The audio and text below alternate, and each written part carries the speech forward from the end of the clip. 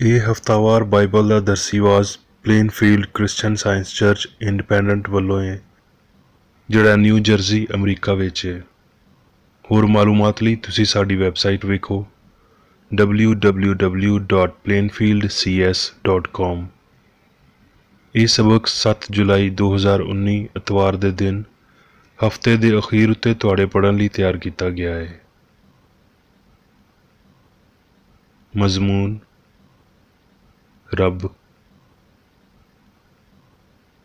ਸੁਨਹਿਰੀ ਮਤਨ ਜ਼ਬੂਰ।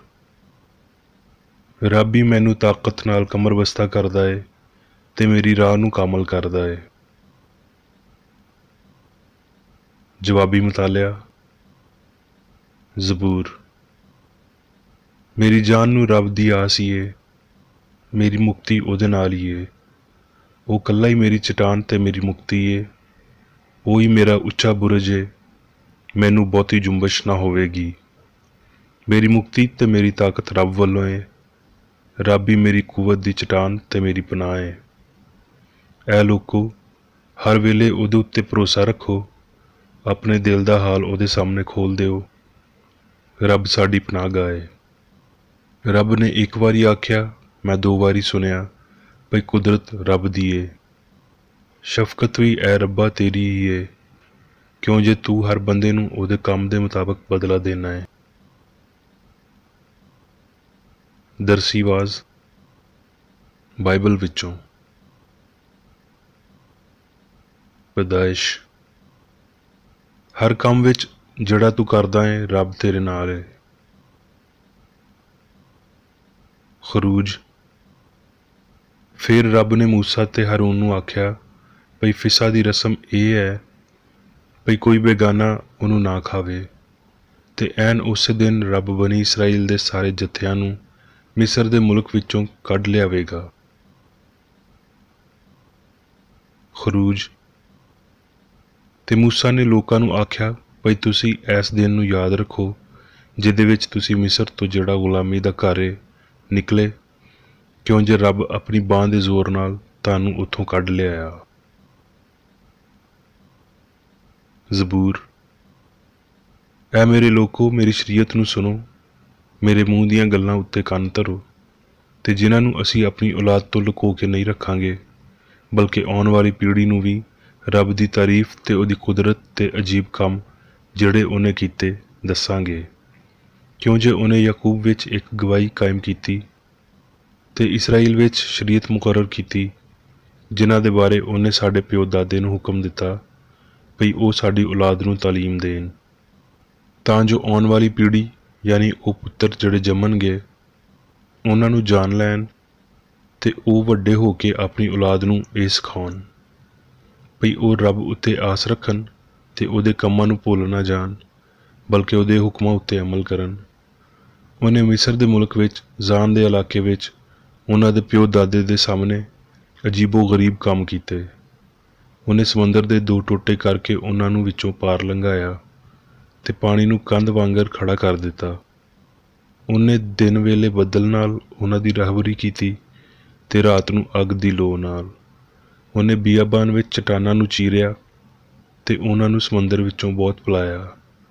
ਉਹਨੇ ਚਟਾਨਾਂ ਵਿੱਚੋਂ ਨਦੀਆਂ ਵਗਾਈਆਂ ਤੇ ਦਰਿਆਵਾਂ ਵਾਂਗਰ ਪਾਣੀ ਵਗਾਇਆ ਤੇ ਖਾਣ ਲਈ ਉਹਨਾਂ ਉੱਤੇ ਮਨ ਵਰਾਇਆ ਤੇ ਉਹਨਾਂ ਨੂੰ ਅਸਮਾਨੀ ਖੁਰਾਕ ਦਿੱਤੀ।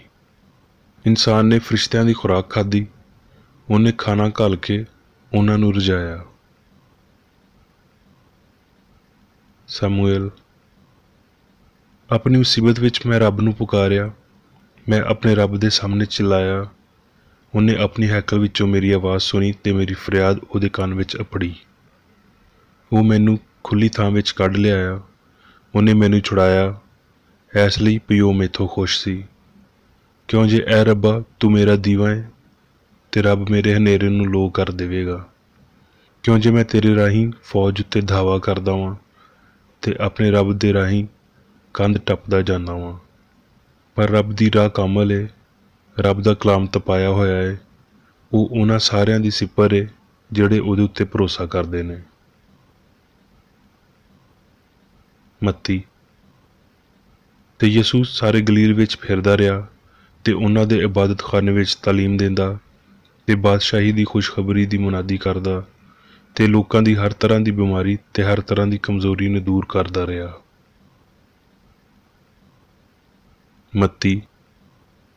ਉਸ ਵੇਲੇ ਲੋਕੀ ਉਹਦੇ ਕੋਲ ਇੱਕ ਅੰਨੇ ਗੁੰਗੇ ਨੂੰ ਲਿਆਏ ਜਿਹਦੇ ਵਿੱਚ ਬਦਰੂ ਸੀ। ਉਹਨੇ ਉਹਨੂੰ ਚੰਗਾ ਕਰ ਦਿੱਤਾ। ਇਸ ਤਰ੍ਹਾਂ ਗੁੰਗਾ ਬੋਲਣ ਤੇ ਵੇਖਣ ਲੱਗ ਗਿਆ ਤੇ ਸਾਰਾ ਜੱਥਾ ਹੈਰਾਨ ਹੋ ਕੇ ਆਖਣ ਲੱਗ ਗਿਆ ਭਈ ਇਹ ਦਾਊਦ ਦਾ ਪੁੱਤਰ ਹੈ। ਫਰੀਸੀਆਂ ਨੇ ਸੁਣ ਕੇ ਆਖਿਆ ਭਈ ਇਹ ਬਦਰੂਹਾਂ ਦੇ ਸਰਦਾਰ ਬਿਲਜ਼ਬੂਲ ਦੀ ਮਦਦ ਤੋਂ ਬਗੈਰ ਬਦਰੂਹਾਂ ਨੂੰ ਨਹੀਂ ਕੱਢਦਾ। ਉਹਨੇ ਉਹਨਾਂ ਦੇ ਖਿਆਲਾਂ ਨੂੰ ਜਾਣ ਕੇ ਉਹਨਾਂ ਨੂੰ ਆਖਿਆ ਜਿਸ ਬਾਦਸ਼ਾਹੀ ਵਿੱਚ ਫੁੱਟ ਪੈਂਦੀ ਏ ਉਹ ਵੀਰਾਨ ਹੋ ਜਾਂਦੀ ਏ ਤੇ ਜਿਸ ਸ਼ਹਿਰ ਜਾਂ ਘਰ ਵਿੱਚ ਫੁੱਟ ਪਵੇਗੀ ਉਹ ਕਾਇਮ ਨਾ ਰਹੇਗਾ। ਤੇ ਜੇ ਸ਼ੈਤਾਨ ਨੇ ਹੀ ਸ਼ੈਤਾਨ ਨੂੰ ਕੱਢਿਆ ਤੇ ਉਹ ਆਪਣਾ ਆਪ ਹੀ ਮੁਖਾਲਫ ਹੋ ਗਿਆ, ਫਿਰ ਉਹਦੀ ਬਾਦਸ਼ਾਹੀ ਕਿਉਂ ਕਾਇਮ ਰਹੇਗੀ। ਤੇ ਜੇ ਮੈਂ ਬਿਲਜ਼ਬੂਲ ਦੀ ਮਦਦ ਨਾਲ ਬਦਰੂਹਾਂ ਨੂੰ ਕੱਢਦਾ ਵਾਂ ਤੇ ਤੁਹਾਡੇ ਪੁੱਤਰ ਕਿਹਦੀ ਮਦਦ ਨਾਲ ਕੱਢਦੇ ਨੇ, ਇਸ ਲਈ ਉਹ ਹੀ ਤੁਹਾਡੇ ਮੁਨਸਫ ਹੋਣਗੇ। ਪਰ ਜੇ ਮੈਂ ਰੱਬ ਦੀ ਰੂਹ ਦੀ ਮਦਦ ਨਾਲ ਰੂਹਾਂ ਨੂੰ ਕੱਢਦਾ ਵਾਂ ਤੇ ਰੱਬ ਦੀ ਬਾਦਸ਼ਾਹੀ ਤੁਹਾਡੇ ਕੋਲ ਅਪੜ ਗਈ ਏ। ਲੂਕਾ। ਫਿਰ ਇੰਜ ਹੋਇਆ ਭਈ ਉਹ ਕਿਸੇ ਥਾਂ ਤੇ ਦੁਆ ਕਰ ਰਿਹਾ ਸੀ। ਜਦੋਂ ਕਰ ਲਈ ਤੇ ਉਹਦੇ ਚੇਲਿਆਂ ਵਿੱਚੋਂ ਇੱਕ ਨੇ ਉਹਨੂੰ ਆਖਿਆ, ਐ ਰੱਬਾ, ਜਿਵੇਂ ਯੂਹੰਨਾ ਨੇ ਆਪਣੇ ਚੇਲਿਆਂ ਨੂੰ ਦੁਆ ਕਰਨਾ ਸਿਖਾਇਆ ਤੂੰ ਵੀ ਸਾਨੂੰ ਸਿਖਾ। ਉਹਨੇ ਉਹਨਾਂ ਨੂੰ ਆਖਿਆ ਭਈ ਜਦੋਂ ਤੁਸੀਂ ਦੁਆ ਕਰੋ ਤੇ ਆਖੋ ਭਈ ਐ ਸਾਡੇ ਬਾਪ, ਤੇਰਾ ਨਾਮ ਪਾਕ ਮੰਨਿਆ ਜਾਵੇ, ਤੇਰੀ ਬਾਦਸ਼ਾਹੀ ਆਵੇ, ਸਾਡੀ ਰੋਜ਼ ਦੀ ਰੋਟੀ ਹਰ ਰੋਜ਼ ਸਾਨੂੰ ਦੇ ਤੇ ਸਾਡੇ ਪਾਪ ਸਾਨੂੰ ਮਾਫ਼ ਕਰ ਕਿਉਂ ਜੇ ਅਸੀਂ ਆਪਣੇ ਕਸੂਰਵਾਰਾਂ ਨੂੰ ਮਾਫ਼ ਕਰਦੇ ਹਾਂ ਤੇ ਸਾਨੂੰ ਆਜ਼ਮਾਇਸ਼ ਵਿੱਚ ਨਾ ਲਿਆ। ਇਸ ਲਈ ਮੈਂ ਤੁਹਾਨੂੰ ਆਖਦਾ ਭਈ ਮੰਗੋ ਤੇ ਤੁਹਾਨੂੰ ਦਿੱਤਾ ਜਾਵੇਗਾ, ਲੱਭੋਗੇ ਤੇ ਪਾਓਗੇ, ਬੂਹਾ ਖੜਕਾਓਗੇ ਤੇ ਤੁਹਾਡੇ ਲਈ ਖੋਲ੍ਹਿਆ ਜਾਵੇਗਾ। ਕਿਉਂ ਜੇ ਜਿਹੜਾ ਵੀ ਮੰਗਦਾ ਏ ਉਹਨੂੰ ਮਿਲਦਾ ਏ ਤੇ ਜਿਹੜਾ ਲੱਭਦਾ ਏ ਉਹ ਪਾਉਂਦਾ ਏ ਤੇ ਜਿਹੜਾ ਖੜਕਾਉਂਦਾ ਏ ਉਹਦੇ ਲਈ ਖੋਲ੍ਹਿਆ ਜਾਵੇਗਾ। ਤੁਹਾਡੇ ਵਿੱਚੋਂ ਅਜਿਹਾ ਕਿਹੜਾ ਪਿਓ ਏ ਜਦੋਂ ਉਹਦਾ ਪੁੱਤਰ ਰੋਟੀ ਮੰਗੇ ਤੇ ਉਹਨੂੰ ਪੱਥਰ ਦੇਵੇ, ਜਾਂ ਮਛਲੀ ਮੰਗੇ ਤੇ ਉਹਨੂੰ ਮਛਲੀ ਦੀ ਥਾਂ ਸੱਪ ਦੇਵੇ, ਜਾਂ ਆਂਡਾ ਮੰਗੇ ਤੇ ਉਹਨੂੰ ਬਿੱਛੂ ਦੇਵੇ। ਤੇ ਅਸਮਾਨੀ ਪਿਓ ਆਪਣੇ ਮੰਗਣ ਵਾਲਿਆਂ ਨੂੰ ਪਾਕ ਰੂਹ ਕਿਉਂ ਨਾ ਦੇਵੇਗਾ। ਰੋਮੀਓ। ਤੇ ਸਾਨੂੰ ਪਤਾ ਹੈ ਵੀ ਸਾਰੀਆਂ ਸ਼ੈਵਾਂ ਮਿਲ ਕੇ ਰੱਬ ਨਾਲ ਪਿਆਰ ਕਰਨ ਵਾਲਿਆਂ ਲਈ ਭਲਾਈ ਪੈਦਾ ਕਰਦੀਆਂ ਨੇ, ਯਾਨੀ ਉਹਨਾਂ ਲਈ ਜਿਹੜੇ ਰੱਬ ਦੇ ਇਰਾਦੇ ਦੇ ਮੁਤਾਬਕ ਬੁਲਾਏ ਗਏ।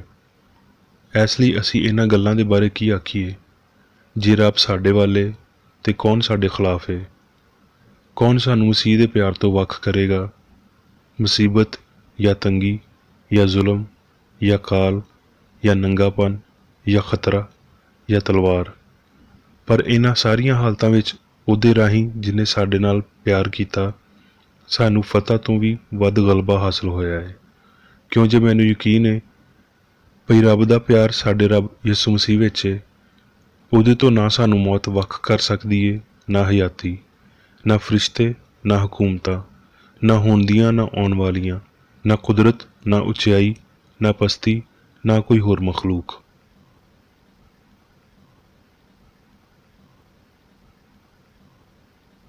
ਹੁਣ ਮੈਂ ਮੇਰੀ ਬੇਕਰ ਏਡੀ ਦੀ ਲਿਖੀ ਹੋਈ ਕ੍ਰਿਸਚਨ ਸਾਇੰਸ ਦੀ ਦਰਸੀ ਕਿਤਾਬ ਸਾਇੰਸ ਤੇ ਸਿਹਤ ਆਇਤਾਂ ਦੀ ਕੁੰਜੀ ਦੇ ਨਾਲ ਵਿੱਚੋਂ ਲਈਆਂ ਹੋਈਆਂ ਲਿਖਾਈਆਂ ਪੜ੍ਹਾਂਗਾ।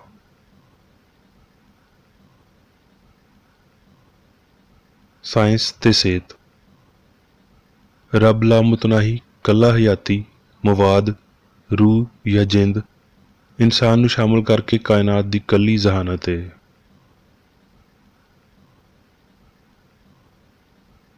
ਰੱਬ ਇਨਸਾਨ ਦਾ ਇਲਾਹੀ ਅਸੂਲ ਤੇ ਰੱਬ ਦੀ ਸ਼ਬੀਹ ਉੱਤੇ ਬਣਿਆ ਇਨਸਾਨ ਗੈਰ ਮੁਨਫਿਕ, ਹਮਾਹੰਗ ਤੇ ਅਬਦੀ ਨੇ। ਰੱਬ ਵਲਦੀਅਤ ਦੀ ਸਿਆਣ ਹੈ ਤੇ ਇਨਸਾਨ ਰੱਬ ਦੀ ਰੂਹਾਨੀ ਔਲਾਦ ਹੈ।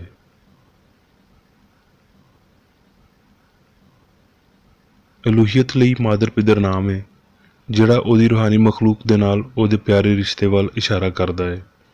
ਜਿਵੇਂ ਭਈ ਰਸੂਲ ਨੇ ਇਹਨਾਂ ਲਫ਼ਜ਼ਾਂ ਵਿੱਚ ਇਹ ਜ਼ਾਹਰ ਕੀਤਾ ਜਿਨ੍ਹਾਂ ਨੂੰ ਇੱਕ ਚੰਗੇ ਸ਼ਾਇਰ ਦੀ ਮਨਜ਼ੂਰੀ ਨਾਲ ਲਿਆ ਗਿਆ ਹੋਵੇ, ਇਸ ਲਈ ਵੀ ਅਸੀਂ ਵੀ ਉਹਦੀ ਔਲਾਦ ਹਾਂ।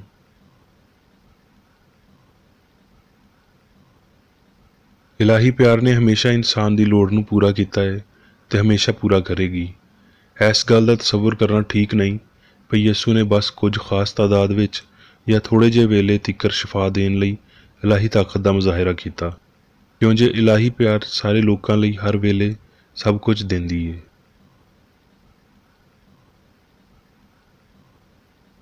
ਸ਼ੁਰੂ ਤੋਂ ਅਖੀਰ ਤੀਕਰ ਸਾਰਾ ਕਲਾਮ ਪਾਕ ਮਾਦੇ ਉੱਤੇ ਰੂਹ ਸਿਆਣ ਦੀ ਫਤਹ ਦੇ ਵਾਕਿਆਂ ਨਾਲ ਭਰਿਆ ਹੋਇਆ ਹੈ। ਮੂਸਾ ਨੇ ਸਿਆਣ ਦੀ ਤਾਕਤ ਨੂੰ ਇਹਦੇ ਰਾਹੀਂ ਸਾਬਤ ਕੀਤਾ, ਜਿਹਨੂੰ ਇਨਸਾਨ ਮੌਜਜ਼ੇ ਆਖਦਾ ਹੈ। ਇਸੇ ਤਰ੍ਹਾਂ ਯਸ਼ੂਆ, ਏਲੀਆ ਤੇ ਅਲੀਸ਼ਾ ਨੇ ਵੀ ਕੀਤਾ। ਮਸੀਹੀ ਦੌਰ ਨੂੰ ਅਲਾਮਤਾਂ ਤੇ ਅਜੀਬ ਕੰਮਾਂ ਦੀ ਮਦਦ ਨਾਲ ਵਧਾਇਆ ਗਿਆ ਹੈ।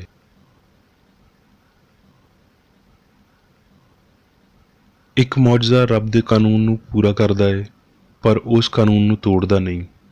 ਇਹ ਅਸਲੀਅਤ ਆਪ ਮੌਜਜ਼ੇ ਦੀ ਨਿਸਬਤ ਪੁਰਅਸਰਾਰ ਲੱਗਦੀ ਏ।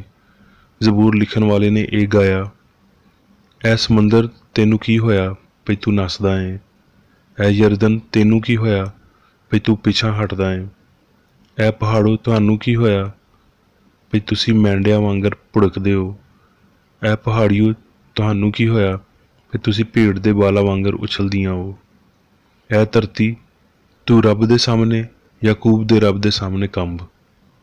ਇਹ ਮੌਜਜ਼ਾ ਕੋਈ ਮੁਖਾਲਫਤ ਪੇਸ਼ ਨਹੀਂ ਕਰਦਾ, ਬਲਕਿ ਰੱਬ ਦੇ ਨਾਂ ਬਦਲਣ ਵਾਲੇ ਕਾਨੂੰਨ ਦੀ ਸਾਇੰਸ ਨੂੰ ਕਾਇਮ ਕਰਦਿਆਂ ਹੋਏ ਬੁਨਿਆਦੀ ਤਰਤੀਬ ਨੂੰ ਵਾਜ਼ਿਹ ਕਰਦਾ ਹੈ।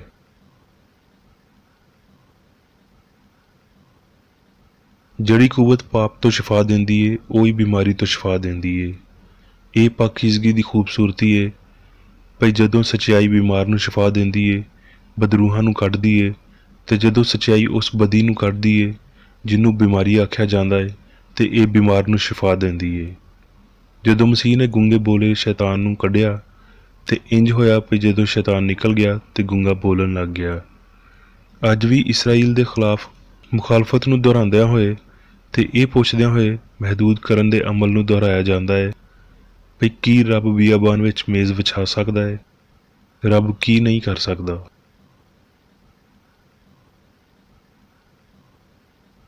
ਦੌੜ ਨੂੰ ਤੇਜ਼ ਕਰਨ ਦੀ ਲੋੜ ਐਸ ਅਸਲੀਅਤ ਦੀ ਪਿਓ ਏ ਭਈ ਸਿਆਣ ਇਹ ਕਰ ਸਕਦੀ ਏ, ਕਿਉਂ ਜੇ ਸਿਆਣ ਗੰਦ ਦੀ ਬਜਾਏ ਸਫਾਈ, ਕਮਜ਼ੋਰੀ ਦੀ ਬਜਾਏ ਤਾਕਤ ਤੇ ਬਿਮਾਰੀ ਦੀ ਬਜਾਏ ਤੰਦਰੁਸਤੀ ਦਿੰਦੀ ਏ। ਇਹ ਪੂਰੇ ਨਿਜ਼ਾਮ ਵਿੱਚ ਬਦਲਣ ਦੇ ਕਾਬਲ ਏ ਤੇ ਇਹਨੂੰ ਹਰ ਜ਼ਰਰੇ ਤੀਕਰ ਬਣਾ ਸਕਦੀ ਏ।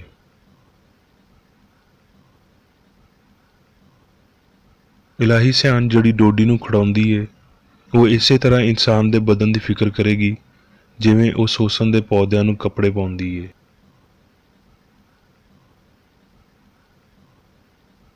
ਸਿਆਣ ਬਦਨੀ ਹਿੱਸਾਂ ਦੀ ਮਾਲਕ ਏ ਤੇ ਬਿਮਾਰੀ, ਪਾਪ ਤੇ ਮੌਤ ਨੂੰ ਫਤਹ ਕਰ ਸਕਦੀ ਏ।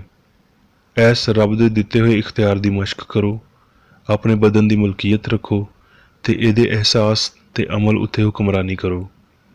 ਰੂਹ ਦੀ ਕੁਵਤ ਵਿੱਚ ਜਾਗੋ ਤੇ ਉਹ ਸਭ ਕੁਝ ਜਿਹੜਾ ਚੰਗਿਆਈ ਵਰਗਾ ਨਹੀਂ ਉਹਨੂੰ ਰੱਦ ਕਰ ਦਿਓ।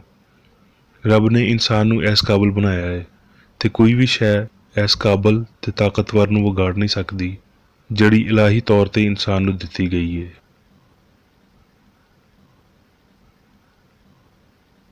ਉਹ ਦੁਆ ਜਿਹੜੀ ਪਾਪੀ ਨੂੰ ਠੀਕ ਕਰਦੀ ਏ ਤੇ ਬਿਮਾਰ ਨੂੰ ਠੀਕ ਕਰਦੀ ਏ, ਉਹ ਪੂਰੇ ਤੌਰ ਤੇ ਇਹ ਈਮਾਨ ਏ ਭਈ ਰੱਬ ਲਈ ਸਭ ਕੁਝ ਮੁਮਕਿਨ ਹੈ, ਜਿਹੜੀ ਉਹਦੇ ਬਾਰੇ ਇੱਕ ਰੂਹਾਨੀ ਸਮਝ, ਇੱਕ ਬੇਗਰਜ਼ ਪਿਆਰ ਏ।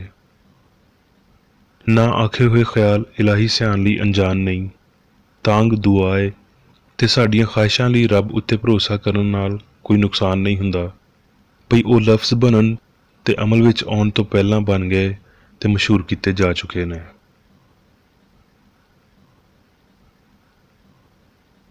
ਦੁਆ ਹਸਤੀ ਦੀ ਸਾਇੰਸ ਨੂੰ ਨਹੀਂ ਬਦਲ ਸਕਦੀ, ਪਰ ਇਹ ਸਾਨੂੰ ਇਹਦੇ ਨਾਲ ਹਮ-ਆਹੰਗ ਕਰਨ ਦਾ ਰੁਝਾਨ ਰੱਖਦੀ ਏ। ਭਲਾਈ ਸੱਚਾਈ ਦਾ ਜ਼ਾਹਰ ਹਾਸਲ ਕਰਦੀ ਏ। ਰੱਬ ਸਾਨੂੰ ਮੁਕਤੀ ਦੇਵੇਗਾ। ਇਹ ਮਿੰਨਤ ਹੀ ਉਹ ਸਭ ਕੁਝ ਨਹੀਂ ਏ ਜਿਹਦੀ ਸਾਨੂੰ ਲੋੜ ਏ। ਇਲਾਹੀ ਸਿਆਣ ਤੋਂ ਮਿੰਨਤ ਕਰਨ ਦੀ ਬਸ ਆਦਤ, ਜਿਵੇਂ ਭਈ ਕੋਈ ਬੰਦਾ ਇਨਸਾਨ ਹੁੰਦਿਆਂ ਹੋਏ ਮਿੰਨਤ ਕਰਦਾ ਏ, ਇਨਸਾਨੀ ਹੱਦਾਂ ਵਿੱਚ ਰੱਬ ਉੱਤੇ ਭਰੋਸਾ ਰੱਖਣਾ ਜਾਰੀ ਰੱਖਦੀ ਏ, ਜਿਹੜੀ ਇੱਕ ਅਜਿਹੀ ਗਲਤੀ ਏ ਜਿਹਦੇ ਨਾਲ ਰੂਹਾਨੀ ਤਰੱਕੀ ਰੁਕਾਵਟ ਦਾ ਸ਼ਿਕਾਰ ਹੁੰਦੀ ਏ। ਰੱਬ ਪਿਆਰ ਏ, ਕੀ ਅਸੀਂ ਇਹਦੇ ਤੋਂ ਬਹੁਤੀ ਉਹਦੇ ਤੋਂ ਉਮੀਦ ਕਰ ਸਕਦੇ ਹਾਂ? ਰੱਬ ਜ਼ਹਾਨਤ ਏ, ਕੀ ਅਸੀਂ ਐ ਸਲਾਮਤ ਨਾਹੀ ਸਿਆਣ ਨੂੰ ਇਹ ਦੱਸ ਸਕਦੇ ਹਾਂ ਜੋ ਉਹ ਪਹਿਲਾਂ ਤੋਂ ਜਾਣਦਾ ਹੋਵੇ? ਕੀ ਅਸੀਂ ਕਾਮਲੀਅਤ ਨੂੰ ਬਦਲਣ ਦੀ ਉਮੀਦ ਕਰਦੇ ਹਾਂ? ਕੀ ਸਾਨੂੰ ਕਿਸੇ ਫੁਹਾਰੇ ਦੇ ਸਾਹਮਣੇ ਮਿਹਨਤ ਕਰਨੀ ਚਾਹੀਦੀ ਏ ਜਿਹੜਾ ਸਾਡੀ ਉਮੀਦ ਤੋਂ ਬਹੁਤਾ ਪਾਣੀ ਦੇ ਰਿਹਾ ਹੋਵੇ? ना आखी हुई तांग सानू सारी वजूदियत ते फजल दे मंबा दे होर नेड़े ले जांदी है। रब दे अगे रब बनन दी मिन्नत करना फजूल दी बहस है। रब कल ते अज बल्कि हमेशा तिकर इक्को जिहा है ते ओ जड़ा ना बदलन वाला चंगा है, वो ओदी ताकत दी याद दहानी दे बगैर ही सब कुछ चंगा करेगा। बस जदों असी सारी मादी जज्बातीयत ते पाप तो उत्ते उठदे हां ते असी आसमान तो निकलन वाले सकून ते रूहानी शाउर तिकर अपड़ सकदे हां, जिहदा इशारा रब दी दुआ विच कीता गया है ते जड़ी फौरन बीमारी नूं शफा देंदी है। इत्थे मैनू रब दी दुआ दी हासिल होने वाली रूहानी समझ नूं वाज़ह करन दिओ। ऐ साडे बाप तू जड़ा आसमान उत्ते है, ऐ साडे मादर पितर प्यो कादर हा महंग, तेरा नाम पाक मन्निया जावे, सताइश ते काबल। तेरी बादशाही आवे, तेरी बादशाही आ गई है, तू अजली है। तेरी मर्जी जिवें आसमान उत्ते पूरी हुंदी है, धरती उत्ते भी होवे। जिवें आसमान उत्ते है, धरती उत्ते भी सानू ये जानन दे काबिल बना भई रब कादर मुतलक आला है। साडे रोज़ दी रोटी अज सानू दे, अज लई सानू फजल दे, प्यार दे भुखियां नूं रजा। साडे कसूर सानू माफ़ कर, जिवें असी दूजिआं दे कसूर माफ़ करदे हां। ते प्यार प्यार विच मुनक्स हुंदा है। ते सानू अजमाइश विच ना पैण दे, बल्कि बुराई तो बचा। ते रब सानू अजमाइश विच नहीं पाउंदा, बल्कि सानू पाप बीमारी ते मौत तो बचाउंदा है।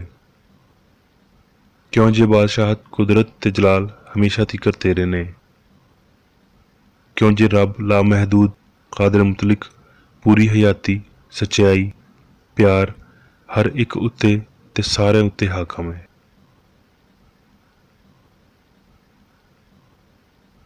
हुण मैं मेरी बेकर एडी वालों चर्च मैनुअल विच दिते हुए रोज़ाना दे 3 फर्ज पढ़ांगा।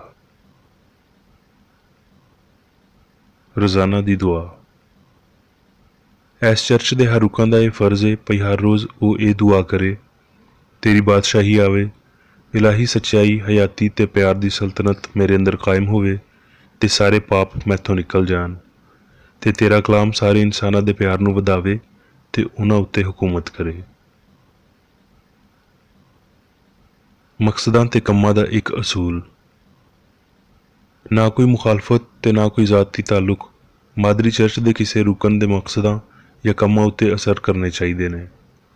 साइंस विच बस इलाही प्यार ही हुकूमत करदा है ते एक मसीही साइंसदान पाप नूं रद्द करदिआं होए सुच्ची भराबंदी खैरात पसंदी ते मुआफ़ी नाल प्यार दीआं मिठियां सच्चाइयां दा परछावां बनदा है। इस चर्च दे सारे रुकनां नूं सारे पापां तो गलत तरह दीआं पेशनगोइयां मुनसफियां मुजम्मतां सलावां गलत असरां नूं लैण ते गलत असर देण तो आज़ाद रहण लई हर रोज़ ख्याल रखना चाहिए है ते दुआ करनी चाहिए है। फर्ज लई चुस्ती। इस चर्च दे हर रुकन दा यह फर्ज है भई वो हर रोज़ जारहाना जहनी सलावां दे खिलाफ अपने आप नूं तैयार रखे ते रब अपने कायद ते इंसानां लई अपने फर्जां नूं ना कदी भुल्ले ते ना कदी नज़रअंदाज करे। उहदे कम्मां दे राहीं उहदा इंसाफ होवेगा, वो बेकसूर या कसूरवार होवेगा।